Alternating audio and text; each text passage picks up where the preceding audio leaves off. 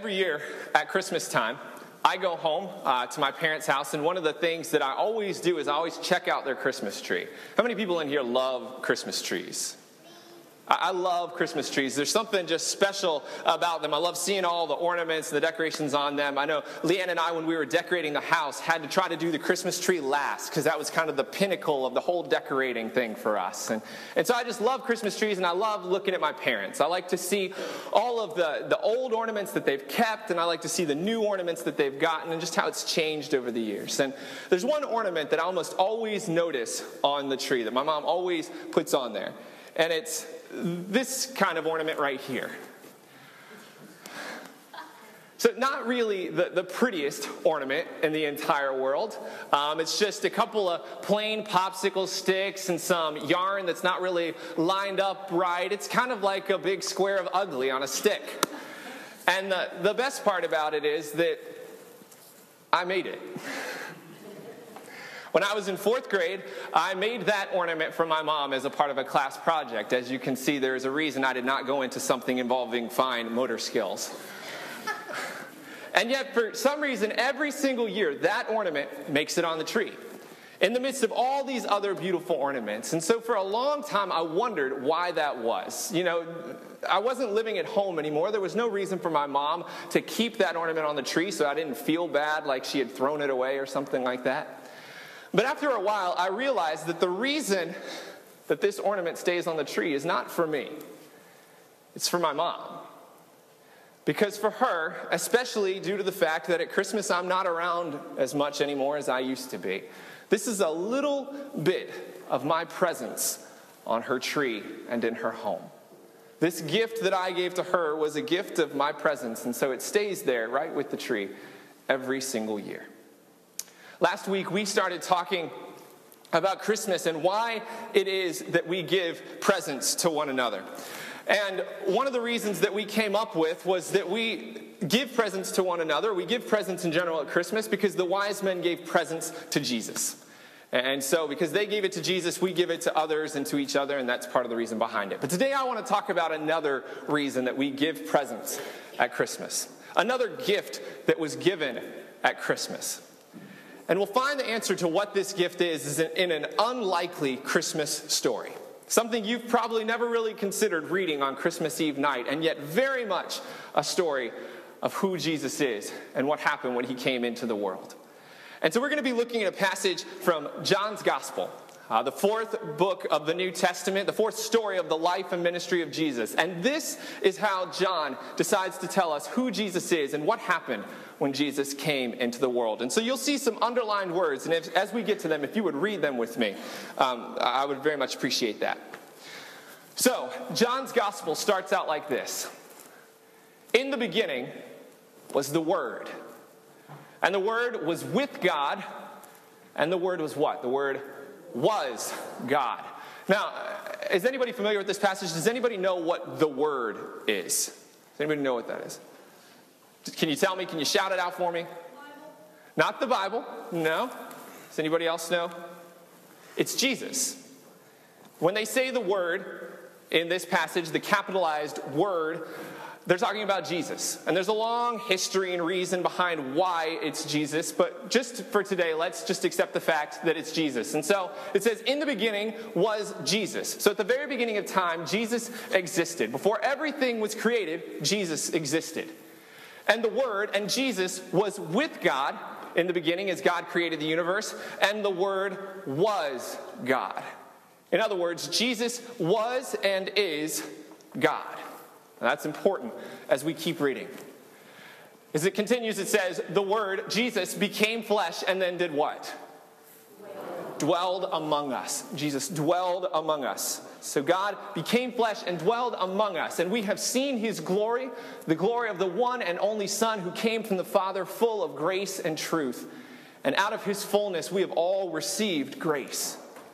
For no one has ever seen God except the one and only Son, who is himself who? God. Who is himself God, and who has made God known to us.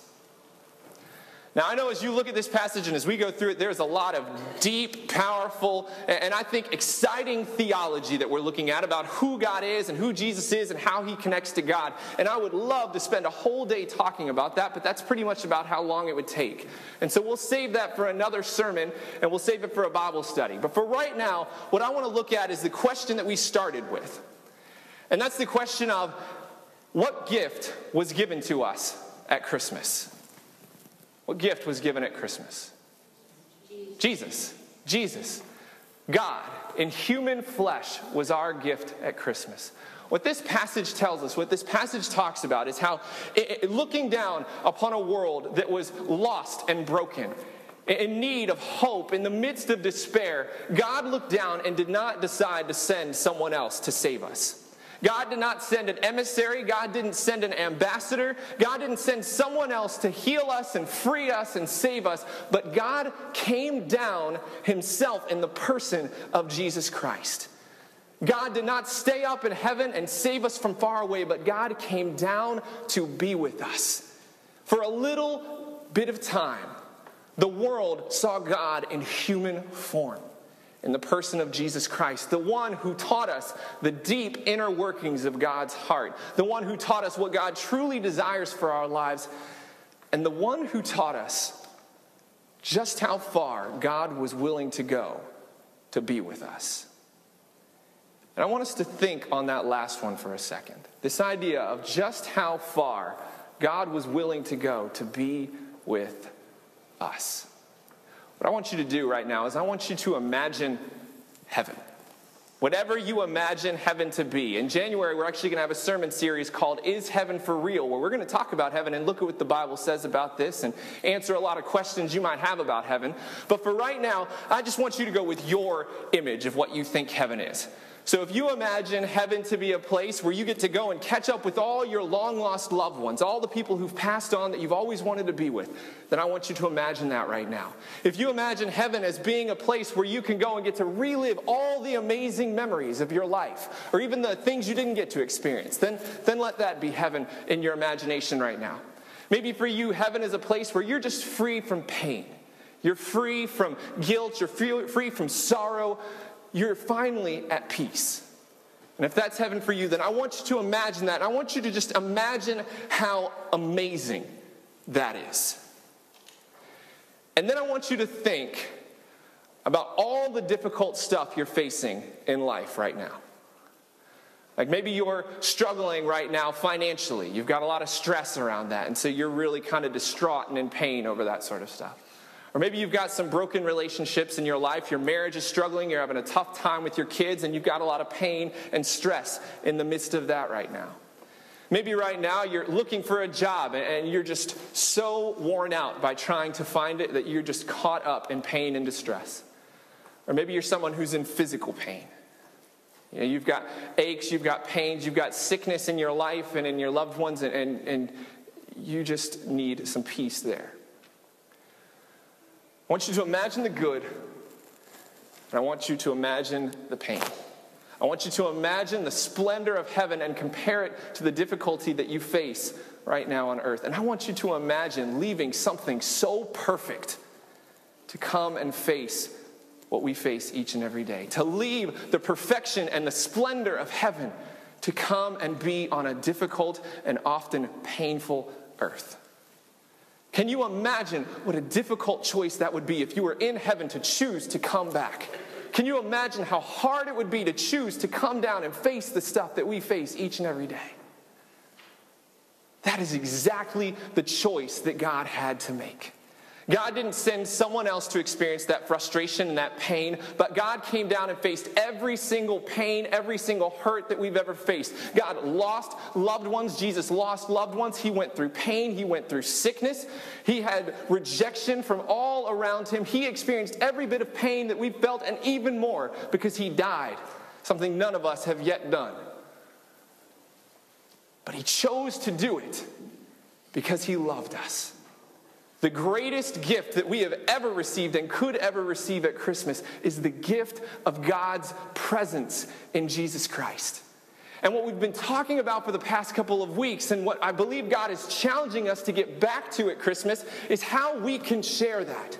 If the greatest gift that we have ever received is God's presence, then might also the greatest gift that we ever give be God's presence.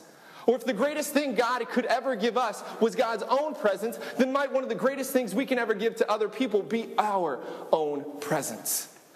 What I believe God is challenging us to do differently and to think about differently this Christmas is how we can give differently. How we can give more by giving more of God's presence and more of our presence to other people. Now, the question that we all face is, how do you do that?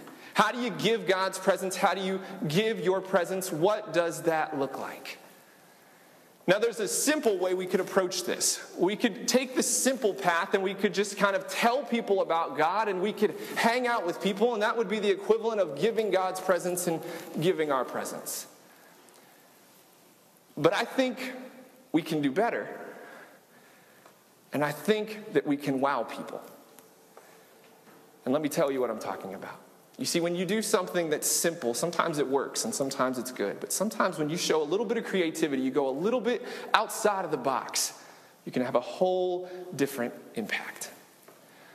One of the things that I believe every husband should do, and every wife at the same time, should tell his wife as often as he can how much she means to him and how much he loves her. And so I know as often as I can, I try to tell Leanne how much she means to me and how much I love her, and I'm sure you husbands do that same thing for your wives. You try to let them know how much they mean to you.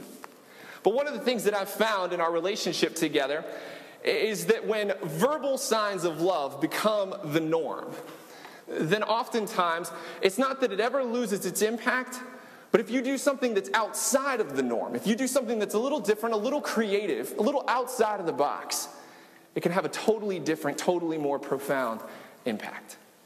And so one story of where I was able to do this is one of our early anniversaries.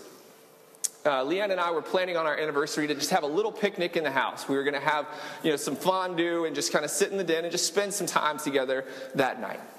But I decided that I wanted to do something a little different. And so I made the fondue, I set out the picnic, but then I went and I cut out like 50 little paper butterflies, and I just put them all around the house because Leanne absolutely loves butterflies.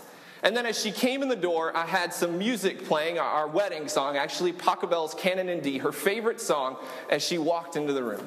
It wasn't anything crazy, it wasn't anything expensive, but it was different. Now, it's not to say that night she wouldn't have loved it if I just told her how much she meant to me. It's not like that wouldn't have had a good impact on her and showed her how much she means to me. But by doing something different, by doing something a little bit outside of the box, by going a little step farther, it had that wow factor. And she loved it.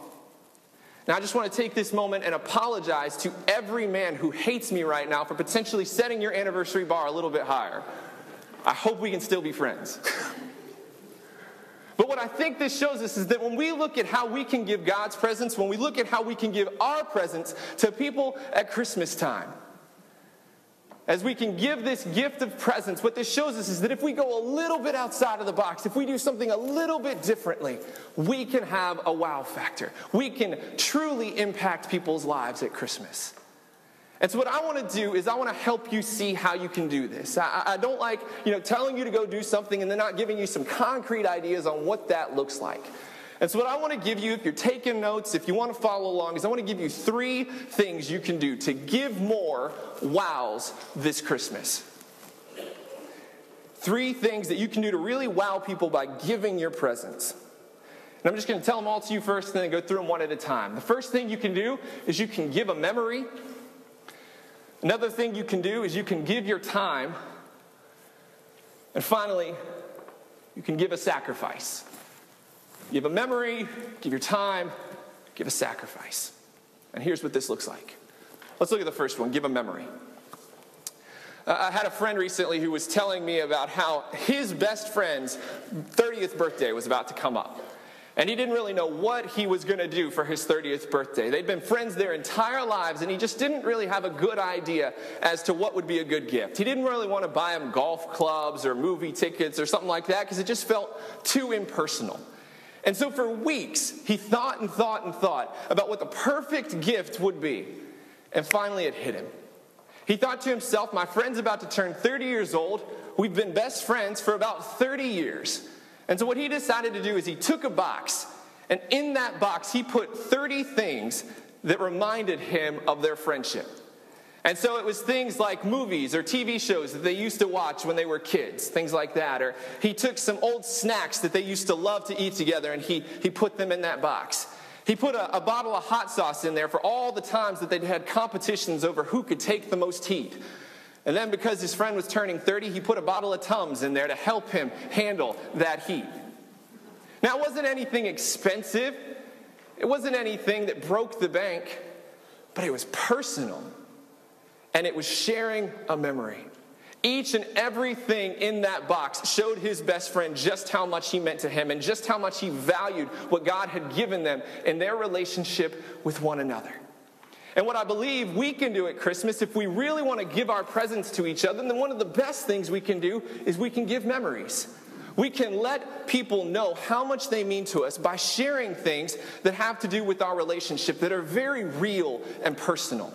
I think I told you a little while back about how a couple of Christmases ago, one of the gifts that Leanne gave to me was something that said, "Journal for my future husband."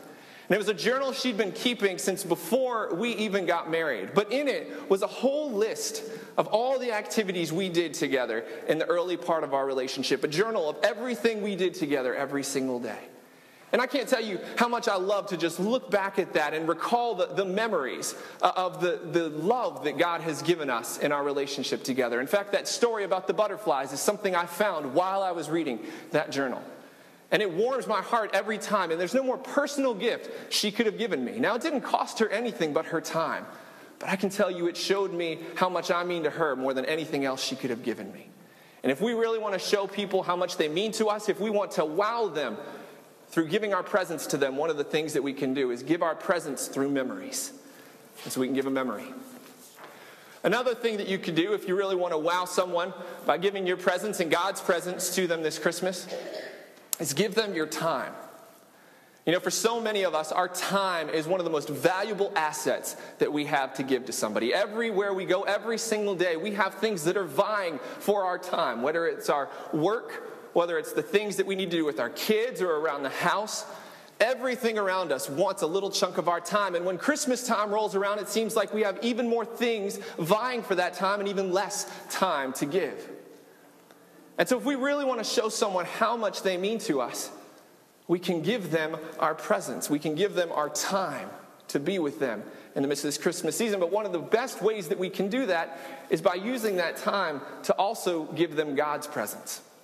One of the things you would have noticed as you went through your devotional this week is that there was an activity pretty much in every day of the devotional that you could do with your family. And maybe one of the gifts that you could give to your family this year, either to your spouse or to your kids or to your grandkids, is to just spend some time going through that activity with them. Maybe promising 30 minutes every night that you're just going to spend together in the midst of everything else that's going on. Maybe if you don't have all that time to give, maybe if 30 minutes every night seems like a little bit too much, maybe you can choose once or twice a week to do something together. As you came in today, hopefully every one of you received a little baggie with some yarn and popsicle sticks and a note that tells you about how you can make that ornament that I showed you earlier.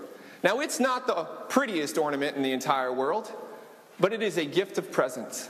It is a guarantee that you and your family can spend some time together. And maybe what you decide is you just want to spend a night doing that together, making memories by being together. Something that you will remember far into the future. You know, for so many of us, if I were to ask you how many of you remember 3 gifts that you got last year, I have a feeling most of us couldn't do it. But if you share a moment like that, that's something that you'll never forget. You'll see it every year when you look on that tree. And so that's one way we can give our time to each other. Another way that we can give our time at Christmas is not through what we do right now, but through what we promise to do in the future. One of the great ministries that we have here in our church is the work that we do with the Cortland Community Center. A group of ladies and myself went out there this past week and served the children food there at their Bible study. And just looking at the faces of those kids warms your heart in a truly amazing way. And so what if your gift of time was not something you did right now, but a promise of something in the future? What if you promised that maybe once a month you would go there and help feed the kids on their Bible study night or help them out with their tutoring? Show them that God's love is not something that only happens on Christmas Day, but is something that continues throughout the year. And one of the best ways we can see love is through sharing our presence with one another. You want to talk about a wow gift? You will know it as soon as you look on the faces of those kids. And so those are two ways that you can give your time. And finally, the last thing that you can give to really wow someone by giving your presence is to give a sacrifice. And I want to show you a verse that I came across as I was reading through my devotional this week. And it's one that really kind of captured my heart, and so I want to share it with you. If you'll read the underlined words with me, it says this. It's from 1 John. It says, "This is how we know what love is. That Jesus Christ did what? He laid down his life for us. And we ought to lay down our lives for one another." But this is where it gets interesting. "If anyone has material possessions and sees a brother and sister in need, but has no pity on them, how can the what? How can the love of God be in you?" I don't know if this grabbed you in the same way that it grabbed me. Sometimes different scriptures grab people in different ways. But what I hear when I read this scripture is I hear this passage telling us that the only way that we know what God's love really looks like, the only way that we really know what love truly is through Jesus Christ. He is the one who showed us the full extent of love, that he was willing to come from heaven to earth to suffer for us and then to die for us.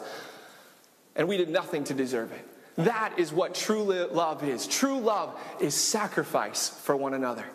And the interesting thing about the passage is that the way it defines it is by giving to those in need. By having enough to take care of ourselves and seeing others in need and taking care of them. Sacrificing our own things so that we can love others through that sacrifice. And this year, that's exactly what our Christmas offering is all about. Our Christmas offering is about sacrifice. It's about saying to ourselves, we're going to sacrifice the typical Christmas, the typical traditions that really haven't done much for us. We're going to sacrifice buying more things for ourselves or more things for people who don't truly need them. We're going to sacrifice trying to show people how much we love them by how much we buy for them, and instead, we are going to give more. We are going to sacrifice giving presents with a T and give more presents with a C. We're going to give more presents with people that we love, and then we're going to take those resources and we're going to give them to people who truly need them.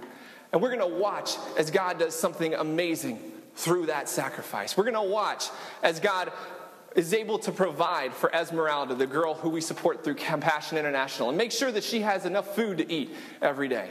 We're going to watch as our sacrifices ensure that the kids of the Cortland Community Center can continue to have Bible study each and every week and learn about who Jesus is.